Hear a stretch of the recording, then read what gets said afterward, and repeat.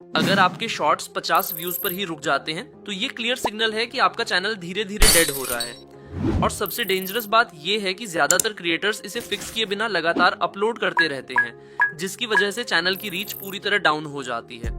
लेकिन आज के इस वीडियो में मैं आपको वो एग्जैक्ट तरीका बताने वाला हूँ जिससे आपका शॉर्ट्स चैनल रॉकेट की स्पीड से ग्रो करेगा, और साथ ही वो 3 कोर मिस्टेक्स भी जिनकी वजह से 90% क्रिएटर्स कभी रिकवर नहीं कर पाते। इसीलिए इस वीडियो का एक भी सेकंड स्किप मत करना। आप अपना पूरा टाइम दे रहे हो, डेली स्क्रिप्टिंग, एडिटिंग, अपलोडिंग कर रहे हो, लेकिन आउटपुट क्या मिल रहा है? या तो व्यूज बिल्कुल नहीं आते, और अगर आते भी हैं तो 2000, 5000 या 10,000 पे जाकर वहीं रुक जाते हैं।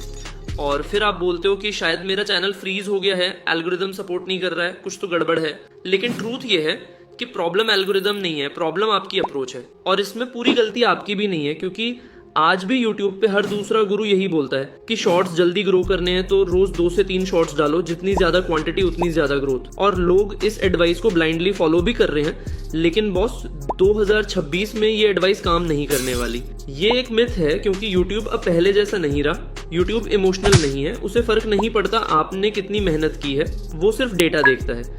और शॉर्ट्स में यूट्यूब एक ही चीज देखता है कि व्यूअर रुका या बिना देखे स्वाइप कर गया।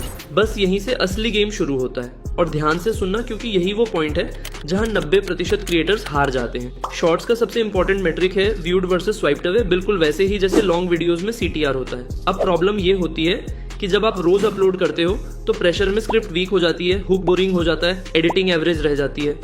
और यूट्यूब क्या करता है, वो आपके शॉर्ट को पहले कुछ लोगों को दिखाता है टेस्टिंग के लिए, और अगर उनमें से ज्यादातर लोग बिना देखे स्वाइप कर देते हैं तो एल्गोरिदम के लिए सिग्नल क्लियर होता है कि ऑडियंस को ये कंटेंट पसंद नहीं आया, और वहीं रीच मर जाती है। फिर धीरे धीरे यूट्यूब आपके नेक्स्ट शॉर्ट्स को भी पुश करना बंद कर देता है। आप क्वांटिटी बढ़ाते जाते हो और यूट्यूब आपकी रीच को धीरे धीरे जीरो करता जाता है। डेली शॉर्ट्स डालना बिल्कुल उस जिम जैसा है जहां बिना रेस्ट रोज हैवी वेट उठाया जाता है। मसल्स नहीं बनती, सिर्फ इंजरी होती है। एक वायरल शॉट 10 एवरेज शॉट से कहीं ज्यादा पावरफुल होता है, क्योंकि एक वायरल शॉट आपको देता है सब्सक्राइबर्स, ट्रस्ट और एल्गोरिदम का कॉन्फिडेंस, जबकि 10 डेड शॉट्स आपके चैनल को वीक बना देते हैं।